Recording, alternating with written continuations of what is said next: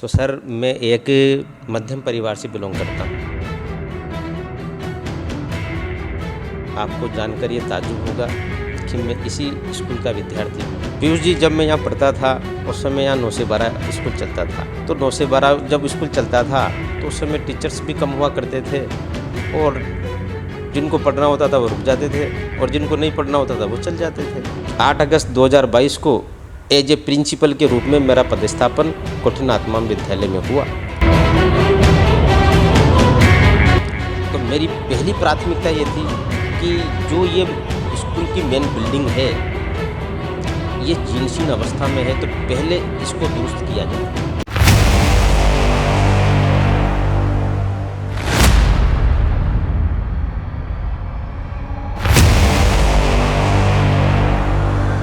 नमस्कार साथियों, मैं पीयूष गौतम और आप देख रहे हैं स्वर्ण खबर। स्वर्ण खबर के खास कार्यक्रम संघर्षों से भरी कहानी में आपका स्वागत करते हैं। आज हमारे साथ है शंकर शंभू गोगवाल जी, जो कि कोटी नाथमाम हाई सेकेंडरी स्कूल के प्रिंसिपल हैं। और आपको ये रोचक बात जान करके हैरानी हो जाएगी कि ये जो प्रिंसिपल यहाँ बैठे हुए हैं, यही प्रिंसिपल इसी स्कूल के स्टूडेंट भी रहे हुए हैं और यहीं पर लेक्चरर भी रहे हुए हैं और आज यहाँ के प्रिंसिपल हैं। और इनके आने से इस स्कूल का कायाकल्प जो हुआ है वो सबको हैरान कर देने वाला है। पिछले 1-1.5 साल के अंदर लोगों में जो चर्चा रही है वो यही रही है कि कोटी नाथमाम का इतना विकास कैसे हो गया, क्योंकि ये जितना जीर्ण शीर्ण था, आप तस्वीरों में देख सकते हैं, विजुअल्स में देख सकते हैं कि पहले ऐसा था और आज ये ऐसा हो चुका है। और यहाँ पर जो डिसिप्लिन है को देखने को मिलेगा। आइए जानते हैं प्रिंसिपल सर की संघर्षों की कहानी। सर, आपका स्वागत है, आपने अपना कीमती समय निकाला और मैं जानना चाहूँगा कि आपका बचपन कैसा बीता, आपका संघर्ष क्या रहा, किस तरह का स्ट्रगल रहा आपकी लाइफ में। धन्यवाद पीयूष जी। सबसे पहले तो मैं आपका हमारी संस्था में हार्दिक स्वागत करता हूं, अभिनंदन करता हूं। और जैसा कि आपने मुझे पूछा कि साहब मेरी संघर्षों की कहानी, तो सर मैं एक मध्यम परिवार से बिलोंग करता हूं। मेरे पिताजी एक ठेकेदार थे, कॉन्ट्रैक्टर थे, बिल्डिंग कॉन्ट्रैक्टर। लेकिन उनकी सोच बहुत विकसित थी। आपने मेरी एजुकेशन पर बहुत अच्छा ध्यान दिया और मुझे अच्छी पढ़ाई लिखाई की। आपको जानकर ये ताज्जुब होगा कि मैं इसी स्कूल का विद्यार्थी हूँ। 9वीं से लेकर 12वीं तक मैं इसी स्कूल में पढ़ा हूँ और प्रारंभिक शिक्षा मेरे पास में ही हुई, जिंसी स्कूल में। और इस स्कूल के पास ही मेरा घर है, पास में ही जिंसी मोहल्ला है, वहीं का मैं निवासी हूँ। तो एक प्रकार से कोटी नाथमाम स्कूल मेरे मोहल्ले का ही स्कूल है। जी सर। तो सर, अब आपने जो कायाकल्प आपने करवाया, इसके बारे में क्या बताना चाहेंगे। आप जब पढ़ते थे यहाँ पर तब कैसा माहौल था और आज कैसा माहौल आपको दिखाई देता है। पीयूष जी, जब मैं यहाँ पढ़ता था उस समय यहाँ 9 से 12 स्कूल चलता था। तो 9 से 12 जब स्कूल चलता था तो उस समय टीचर्स भी कम हुआ करते थे और जिनको पढ़ना होता था वो रुक जाते थे और जिनको नहीं पढ़ना होता था वो चल जाते थे। अब चूँकि उस समय हम स्टूडेंट थे तो कुछ कहने की स्थिति में होते नहीं थे।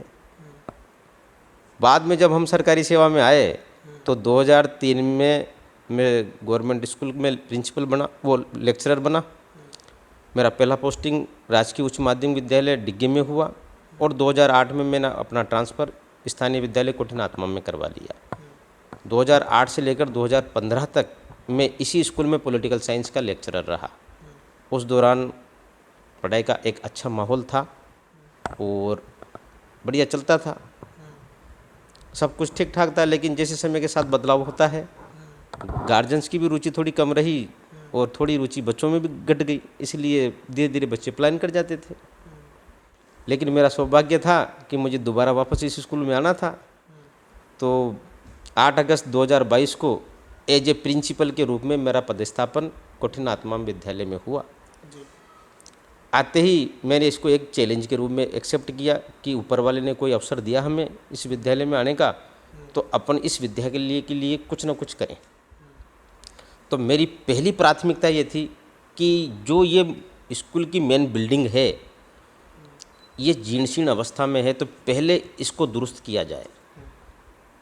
तो हमने एक प्रपोजल बनाकर अल्पसंख्यक विभाग भारत सरकार को भेजा। वहाँ से हमारे पास पैसा आया। तो 25 लाख रुपए हमारे पास आए सौंदर्यीकरण के नाम से, मरम्मत के नाम से। तो हमने इस मेन बिल्डिंग का वैसा का वैसा लुक को ध्यान में रखते हुए, हेरिटेज लुक को ध्यान में रखते हुए इसकी मरम्मत रंग रोगन कराया। और चूँकि ये पुराने ज़माने की नवाब साहब की कोठी है, तो हमने इसको एक हेरिटेज लुक दिया। इस पे लाल पत्थर हमने लगवाया जो धौलपुर के पत्थर के नाम से प्रसिद्ध है, जिससे इसका हेरिटेज लुक आ गया। और ऐसा का ऐसा हमने एक सिंह द्वार बनवाया, मेन गेट पे भी लाल पत्थर हमने लगाया। और मेन गेट से विद्यालय का ऑफिस तक, प्रिंसिपल रूम तक आने के लिए पहले यहाँ कच्चा हुआ करता था, हमने सीसी करवाकर इस पे ब्लॉक टाइल से लगवाई। हमने यहाँ पर अच्छी ग्रीन स्कूल बनाने के लिए बढ़िया अच्छा गार्डन डेवलप किया, बहुत अच्छी वैरायटी के पेड़ पौधे लेके आए। इनका रखरखाव करने के लिए परमानेंट हमने गार्डनर रख रखा है। कहने का ओवरऑल मतलब ये है कि पहली प्राथमिकता तो हमारी ये थी कि इस विद्यालय का भौतिक संसाधन का विकास बहुत बेहतर तरीके से हो, ताकि एक बार कोई भी व्यक्ति यहाँ से निकल कर जाए तो लगे कि वास्तव में गवर्नमेंट स्कूल भी ऐसे हो सकते हैं। तो हमने उस धारणा को चरितार्थ करने का प्रयास किया। इसमें मेरे स्टाफ साथियों का बहुत ही सकारात्मक योगदान रहा, भामाशाहों का बहुत अच्छा योगदान रहा। कुछ भामाशाह मुझे ऐसे भी मिले जिन्होंने काम भी करवा दिया, लेकिन उन्होंने मुझे ये कहा साहब हमारा नाम नहीं आना चाहिए। तो मैं उन सभी भामाशाहों का आपके चैनल के माध्यम से धन्यवाद भी ज्ञापित करता हूँ। सर, हमारी दूसरी प्राथमिकता ये थी कि जो मूल काम हमारा था कि हमें बच्चों का शैक्षणिक विकास करना था, क्लासरूम चलाना था। इस विद्यालय के बारे में ऐसी धारणा बन गई थी कि कोठीनाथ स्कूल में तो क्लासेस चलती नहीं है, तो एक प्रकार से मिनी कॉलेज है। तो हमें उस धारणा को भी बदलना था। मैंने स्टाफ की मीटिंग ली और स्टाफ साथियों से बड़े प्रेम से बात करी कि भाई हमारे यहाँ पर जो बच्चे पढ़ने आते हैं वो 90% बच्चे किसान परिवार से, मजदूर परिवार से आते हैं। इनके अभिभावकों के पास इतना समय नहीं होता कि वो शाम को बैठकर बच्चे से रिपोर्ट ले सके कि आज विद्यालय में क्या रहा। इसलिए अपना दायित्व ज़्यादा बढ़ जाता है। इसलिए हमें इन गरीब के बच्चों को सही अर्थ में शिक्षित बनाना है, नॉलेज देना है। तो मेरे स्टाफ साथियों ने उस चीज़ को स्वीकार भी किया और हमने एक सेशन बहुत ही बढ़िया तरीके से, गत सेशन को बहुत अच्छे तरीके से हमने चलाया। मैं स्वयं आधे घंटे पहले आता हूँ, 1 घंटे बाद जाता हूँ, पूरे स्कूल में चक्कर लगाकर पूरी व्यवस्थाएं देखता हूँ। सफाई पर विशेष हमने ध्यान दिया, टॉयलेट्स पे हमने विशेष ध्यान दिया, पेयजल पर हमने विशेष ध्यान दिया। हर कमरे में बिजली है, पंखे हैं और हर जगह टॉयलेट बने हुए हैं और पेयजल की सुविधा बहुत अच्छी है। मिड डे मील के अंदर शानदार खाना बनता है, उसका मैं खुद अवलोकन करता हूँ और कभी कभार मैं उसको चक्कर भी देखता हूँ कि बच्चों को गुणवत्तापूर्ण खाना मिल रहा है, नहीं मिल रहा। इसके अतिरिक्त मैंने स्वयं ने खुद ने घूम कर क्लासों का अवलोकन किया। किसी कारणवश अगर कोई टीचर छुट्टी पे रहता है तो हम अरेंजमेंट निकालते हैं, दूसरी टीचर की व्यवस्था करते हैं। और कभी कभार कोई टीचर नहीं भी जाता हो तो बड़े प्रेम से मैं उस क्लास में चल जाता हूँ, टीचर्स को कहता हूँ भाई शायद आपका पीरियड है। बेचारे टीचर्स भी आ जाते हैं, कभी कभार काम ज़्यादा होने की वजह से व्यवस्था भी रहती है, नहीं पहुँच पाते, लेकिन वो आ जाते हैं। तो हमने शैक्षणिक उत्थान भी हमने किया और इसमें हमारे बच्चों का योगदान ही बहुत सराहनीय है। एक समय ये था कि सर प्रार्थना जब होती थी 50 बच्चे हुआ करते थे। धीरे धीरे हमने प्रयास किया, आज हमारी प्रार्थना सभा में कम से कम 800-900 बच्चे होते हैं और बहुत ही भव्य तरीके से प्रार्थना सभा होती है। प्रार्थना सभा में हमारा एक निश्चित शेड्यूल होता है, ईश वंदना होती है और वो भी रोटेशन के आधार पे होती है। हर क्लास के बच्चों को मौका मिलता है और उसमें समाचार वाचन होता है। 5 सवाल डेली हम जीके के बच्चों से पूछवाते हैं, नोट करवाते हैं, ताकि बच्चों का जीके का पोर्शन भी चलता रहे। और सप्ताह में 3 बार हम टीचर्स के मोटिवेशनल स्पीच भी कराते हैं। कभी कभार मैं भी मोटिवेशनल स्पीच बच्चों को देता हूं, ताकि वो धीरे धीरे वो चीज़ मेंटेन होती रहती है कि बच्चों में नैतिकता के गुण भी आते रहते हैं।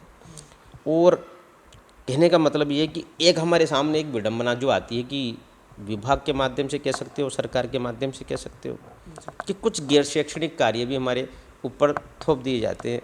तो सर ये गैर शैक्षणिक कार्य क्या होते हैं, इसको किस तरह से आप डिफाइन करना चाहेंगे? सर, गैर शैक्षणिक कार्यों से मेरा तात्पर्य कि विद्यालय का मूल काम बच्चों को पढ़ाना होता है, लेकिन कुछ हमारे सरकार के और कुछ विभाग के ऐसे कार्यक्रम विद्यालय में संचालित करवाते हैं जिससे हमारी पढ़ाई बाधित हो जाती है। उदाहरण के तौर पे जैसे निःशुल्क पाठ्य पुस्तक वितरण, टीचर्स की ट्रेनिंग होना, अभी 3rd ग्रेड के टीचर्स की नियुक्ति देने के लिए मेरे विद्यालय में कैंप लगवा दिया। 1 महीना हमारा खराब हुआ।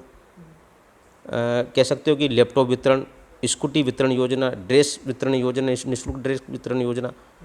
हाँ, आए दिन प्रशासन की कोई रैली आ जाती है, कभी कोई छोटे मोटे प्रोग्राम आ जाते हैं, तो हमारा विद्यालय फिर ट्रैक से उतर जाता है। क्योंकि मान लीजिए 2 दिन का गैप आ गया, 3 दिन का गैप आ गया, बच्चों में वो प्रेरणा खत्म हो जाती है और बच्चे फिर गांव चले जाते हैं। मेरे यहाँ तो अधिकतर ग्रामीण परिवेश के बच्चे पढ़ते हैं, मजदूर वर्ग के बच्चे पढ़ते हैं। तो आपके चैनल के माध्यम से मैं ये निवेदन करना चाहता हूँ कि अगर विद्यालयों में इस प्रकार के शैक्षणिक कार्य विद्यालयों में न कराकर हर डिस्ट्रिक्ट लेवल पे डाइट होती है, डाइट में अगर ये ऐसे कार्य करवा लें विभाग और सरकार, तो हमारे विद्यार्थियों को हम और बेहतर तरीके से पढ़ा सकते हैं। इस विद्यालय की विडंबना ये है कि यहाँ पर वर्किंग डे बहुत कम मिलते हैं हमें, इसलिए हम चाहकर भी बच्चों के साथ वो चीज़ नहीं कर पाते जो हमें करना है। बहुत सी बार मेरे टीचर्स भी आकर मुझे कहते हैं कि साहब बताओ हमारा कोर्स भी हम कब कराएं, क्योंकि हमारे पास दूसरे काम, सिटी का एकमात्र विद्यालय ये रह गया, यहाँ पर संसाधन है, बड़ा सारा स्पेस है, इसलिए विभाग हर काम हमें सौंप देता है। मैं आपसे जानना चाहूँगा कि अब क्या योजना है? आपने इतना डेवलपमेंट तो करवा दिया, लेकिन अब आपका ट्रांसफ़र भी हो सकता है कभी भी। आप तो प्रक्रिया है नहीं, वो तो प्रक्रिया है, लेकिन अब आपकी क्या योजना है? आपका खुद का निजी स्कूल है, आप यहाँ से पढ़े हुए हैं, एक स्टूडेंट रहे हैं, अब आप किस तरह से अपने स्कूल को देखना चाहते हैं आने वाले समय में? सर, फ्यूचर में हमने कुछ प्लानिंग करी है। गत वर्ष का हमारा पास अनुभव कि इस विद्यालय में वर्किंग डे कम है, इसलिए मैंने अभी स्टाफ से 2 दिन पहले मीटिंग करके एक मेरी कार्य योजना स्टाफ को बताई है कि भाई अपने को जुलाई से ही 1 घंटा एक्स्ट्रा क्लास लेना है, विशेष तौर पे बोर्ड की, और जो अपन ने पढ़ाया है उसका रिवीजन करना, और जो खास टॉपिक है उसके कॉन्सेप्ट जुलाई में ही हर महीने क्लियर करते चलो, 1 घंटा एक्स्ट्रा क्लास लगा के, ताकि आने वाले समय में अगर मान लीजिए गैर शैक्षणिक कार्यों की वजह से अगर हमारे वर्किंग डे कम पड़ते हैं तो वो इसके माध्यम से इसकी भरपाई हो जाएगी। दूसरा, हमारा विद्यालय पीएम श्री में इसका चयन हो गया है, तो उसके लिए हम भविष्य में हमारी लॉन्ग लाइफ में ये योजना है कि एक तो बहुत बेहतर एनवायरनमेंट स्कूल में हम दें, तो हम बच्चों के लिए डिजिटल लाइब्रेरी बनाना चाह रहे हैं। एक हम बच्चों को डिजिटल लाइब्रेरी में हम लैपटॉप, जिसको कह सकते हैं मिनी टैबलेट, वो हम बच्चों को लिए मंगाएंगे करीब 100 सेट, ताकि वो लाइब्रेरी में बैठकर अच्छे तरीके से, आजकल आईटी का ज़माना है तो वो नॉलेज बच्चे ले सकते हैं। इसके अतिरिक्त हमारा एक विजन ये भी है कि आजकल भारत सरकार और राजस्थान सरकार सफाई पर बहुत ज़्यादा ध्यान दे रही है। हालांकि हमने यहाँ पर परमानेंट कर्मचारी लगा रखे हैं, जगह जगह कलरफुल डस्टबिन हमने रख रखी है और पूरा परिसर बिल्कुल साफ़ सुथरा है, स्वच्छ है। लेकिन हम विशेष तौर पे शौचालय, पेयजल के लिए हमने विशेष कुछ योजना बनाई है कि बालिकाओं के लिए हम अलग से शौचालय तो बना रखा है, लेकिन 1 यूनिट और बनाएंगे। ऐसी 1 यूनिट हम बच्चों के लिए भी बनाएंगे और स्टाफ के लिए भी बनाएंगे, जिसमें डेली सफाई हो, डेली साफ़ सुथरे हो। कहने का मतलब ये है, बच्चियों के लिए हमने विद्यालय स्तर पर विभाग के माध्यम से भी योजनाएं संचालित हो रही है कि आजकल आप देख रहे हो कि छेड़छाड़ के इनके प्रकरण ज़्यादा आ रहे हैं, तो समय समय पर हम टीचर्स के माध्यम से, लेडीज़ टीचर के माध्यम से हमने राजू मीना मंच का गठन कर रखा है, तो उसके माध्यम से हम बच्चों को अवेयरनेस देते हैं, जागरूक बनाते हैं, और सेल्फ डिफेंस के माध्यम से हम बच्चियों को तैयार भी कर रहे हैं। इसके अलावा सरकार की जो योजनाएं हैं वो हम लागू कर रहे हैं। अभी हमने बहुत अच्छे तरीके से स्टेट लेवल का टूर्नामेंट क्रिकेट का 17 वर्ष का हमने यहाँ बहुत अच्छे तरीके से करवाया। सब 50 डिस्ट्रिक्ट से लोग यहाँ आए, सब तारीफ़ करके गए। हमारी बिल्डिंग को हमने हेरिटेज लुक दिया। पढ़ाई का माहौल बहुत अच्छा, हमारा teacher well up to date बढ़िया हैं, शानदार हैं, और कुल मिला के हम संतुष्ट हैं कि 1 साल 1.5 साल का हमारा कार्यकाल हमने कुछ किया हमारी जन्मभूमि के लिए, हमारे विद्यालय के लिए, हमारे मोहल्ले के लिए। शुक्रिया सर, आपने तमाम जानकारी दी। और मैं कहना चाहूँगा इस ऐतिहासिक विद्यालय जो कि कोटी नातमाम के नाम से प्रसिद्ध है पूरे टोंक शहर में, पूरे टोंक ज़िले में, आप इसके जो प्रारूप को देखेंगे, कभी विज़िट करेंगे ना, तो आपको लगेगा नहीं कि ये वही कोटी नातमाम है जो जीर्ण शीर्ण अवस्था में थी। आप देख सकते हैं 2 तस्वीरें आपके सामने हैं। एक वो तस्वीर जो पहले इसकी अवस्था थी और एक वो तस्वीर जो जीर्ण शीर्ण होने से इस स्कूल को बचा रही है। इस स्कूल के ऐतिहासिक महत्व को बचाए रखने के लिए, अपने इतिहास को ज़िंदा रखने के लिए जो पहल की गई है वो वाकई काबिल तारीफ़ है सर। आपने इतनी मेहनत की और मैं चाहूँगा कि आपका जो विज़न है आने वाले टाइम में, जो आपने विज़न की बात की है कि बच्चों के लिए डिजिटल लाइब्रेरी बने, तमाम जो जानकारियाँ दी है वो पूरी हों और बच्चों को ये सारी सुविधाएं मिले। इसी के साथ इस संघर्षता की कहानी में आपने अपना समय दिया, उसके लिए बहुत बहुत धन्यवाद। Thank you so much sir. और आपको मैं कहना चाहूँगा इसको ज़्यादा से ज़्यादा लोगों तक शेयर करना है और सब्सक्राइब करना है और साथ ही साथ आपको इसे लाइक भी करना है। अगले वीडियो में अगली संघर्षता की कहानी के साथ फिर से मिलेंगे, तब तक के लिए धन्यवाद और नमस्कार।